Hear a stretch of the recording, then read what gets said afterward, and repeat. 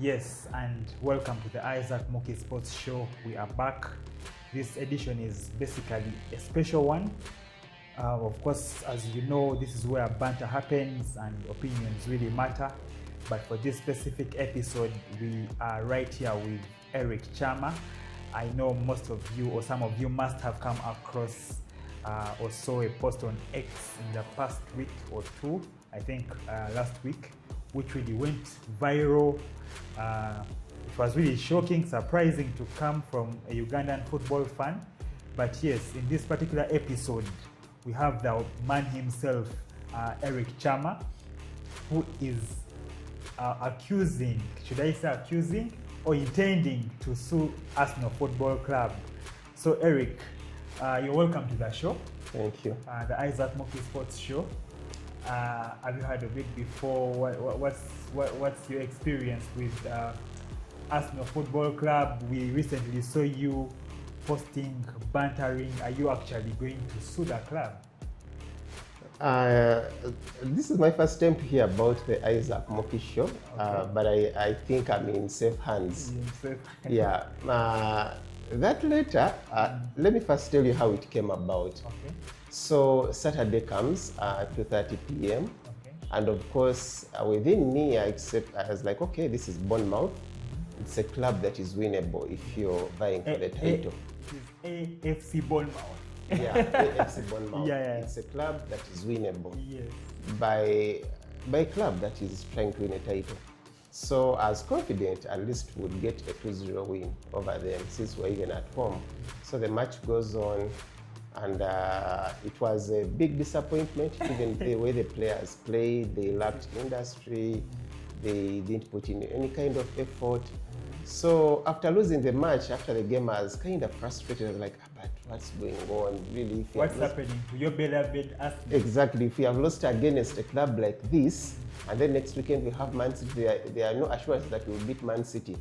So, of course, now there's a group that I'm part of. It's called Social Journalism. It brings together all people that have gone through the Department of Journalism and Communication from Makerere University. Okay. Most of us.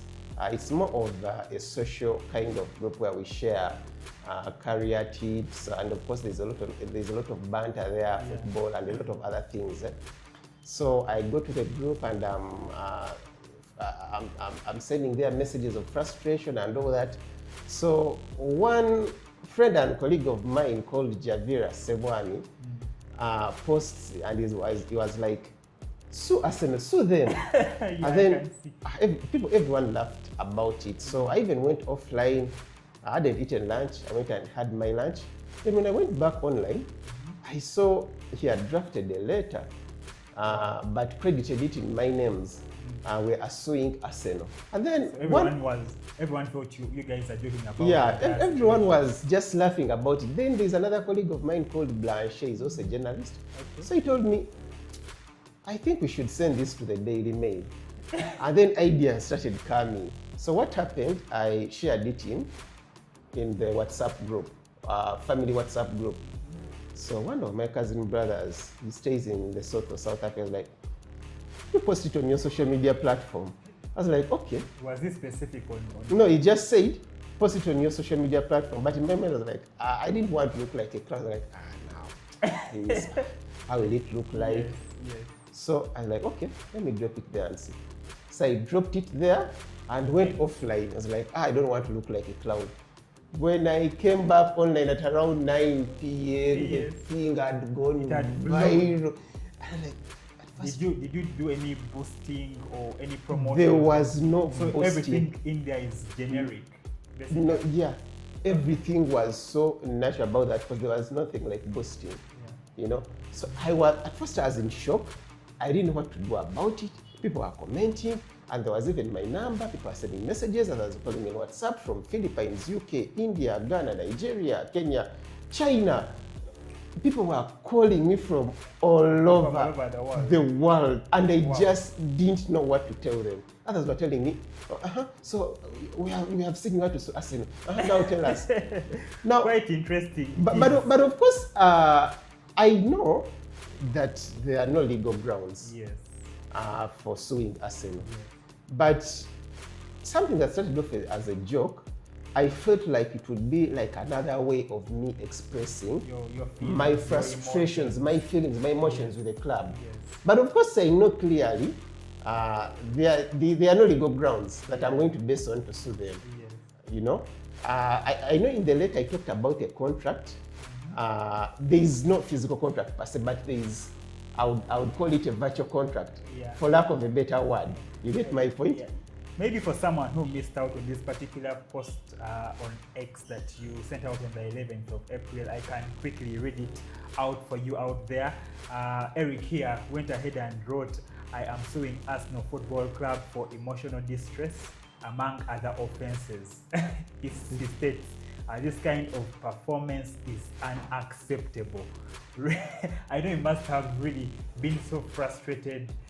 You playing Bournemouth, expecting a sure win there. Definitely, I was very disappointed and that for me, what really caught my attention was the fact that you had to tag in the big boys. And for me, the shocker for me was you tagging the manager himself, Mikel Arteta. So have you gotten any response or reaction from the club itself, from the manager himself, Mikel Arteta, or BBC Sport? How is it going on your side? I think at the moment, given the kind of situation the club is in, I think they're trying to close their ears and focus on what is at stake. What is at stake. Yeah. So I'm pretty sure someone at Arsenal somewhere has seen that letter, and probably they have even discussed it. But right now the focus could be on trying to change the tides and maybe win the league or even the Champions League. So maybe they have decided to close their ears and focus on the title. So at the moment I can say there hasn't been any response from them. Maybe when they win the league, maybe they'll reach out, who knows. So Eric, let me first ask you, is this really just banter, or it really came out of being really frustrated about how your team is performing, or it's just a by the way? How serious is this? It's a combination of both banter and frustration. Yeah, because like I told you, when the match ended, I was in this group, and of course I was talking about my frustrations. The players like this, they're doing this, they're doing this, they're doing this. This is a small club, that's supposed to win, that kind of thing, you know. But along the way, as I'm complaining, of course, other colleagues put in statements that are kind of banter-like, you know. And of course, we start laughing about several things. Gabriel, this and this, Eze, you know. And it's frustrations mixed with some kind of banter that somehow ended up going on social media and going viral across the world. So for football fans across the world, especially those that majorly support the EPL, we all thought that this is Arsenal's year. This is a year it could comfortably go on and actually win the league. But things are going otherwise for the team. What in your own opinion, where do you think the mess is really coming from? What has the manager not done rightly, or what does he need to change to see that the team really goes ahead to go all the way across that line? Because for the last 3 years, I think Arsenal has been in second position. So what does Mikel Arteta need to do to make sure that he goes over the line? The club has definitely, the club management, the manager, the players, they have really put in a lot of effort for Arsenal to be somewhere. And I can tell you that even before Mikel Arteta joined, the club was really struggling, finishing in places that are not befitting of their status. So before the season started, we saw quite a number of signings that were made that we believed had improved the depth of the club. And indeed they had improved, but along the way, the club has suffered quite a number of injuries, which are now, for example, Odegaard, Saka, and at some point we didn't have Saliba, Gabriel. But sorry to cut you short there. You as Arsenal fans, or even as football fans out there, we have been commenting and saying that Arsenal has one of the best squads in the world when it comes to squad depth, when it comes to the quality of players, not only the depth but also the quality. So does that contradict what most of us have been I was still analyzing? driving my point. Yeah. I was still driving my point. Yes, we have a very good squad depth, but remember, some of these players that were brought in didn't come within England. They came from outside England, meaning the Premier League is like alien to them. Some of them needed time to adapt, although there are some disappointments like Eze. He has been in the league, so you'd expect him to pick up. And then Madueke. So besides the issue of injuries, I think the experience also, Arteta has been at this for quite some time, but as a manager, he's just trying to craft his thing at Arsenal. Unlike his mentor and friend, Pep Guardiola, who has been an elite football manager for the last 20 years. Yes, he has been with Barcelona, Bayern, winning titles and everything. So he has the experience and the brains to even arm twist you at a point you really don't expect it. Yeah. But I think we really need to stop using that as an excuse, because even when you're growing up as a child, you and me are men, you have to man up at a certain point and take up the mantle. Yeah. So I believe this should be the season. Things are not yet done. By the time we are doing this podcast, in case our viewers are not aware, yesterday Arsenal played Man City, and it lost that game. Yes, we expected you to come out and post something else. Unfortunately, we haven't heard from you. Maybe it's coming. Maybe it's coming. Do you know why it didn't come? Why did? When you look at the last 5 matches Arsenal has played, were really poorly played. Yeah. But yesterday Sunday, when Arsenal played Man City at their home ground at Etihad, it lost, but Arsenal put up a really good performance. And it was a really good fight. And we were hoping that it would end in a draw at least. Yeah. It would have been a better result than a loss. So you'd say that the fight was really good, and it at least given us hope that maybe if they play with that same kind of zeal, there's still a chance of Arsenal winning. But also, if you look at the remaining matches between Arsenal and Man City, City has tougher games ahead. They have to face Bournemouth, they have to face Brentford, they have to face Everton.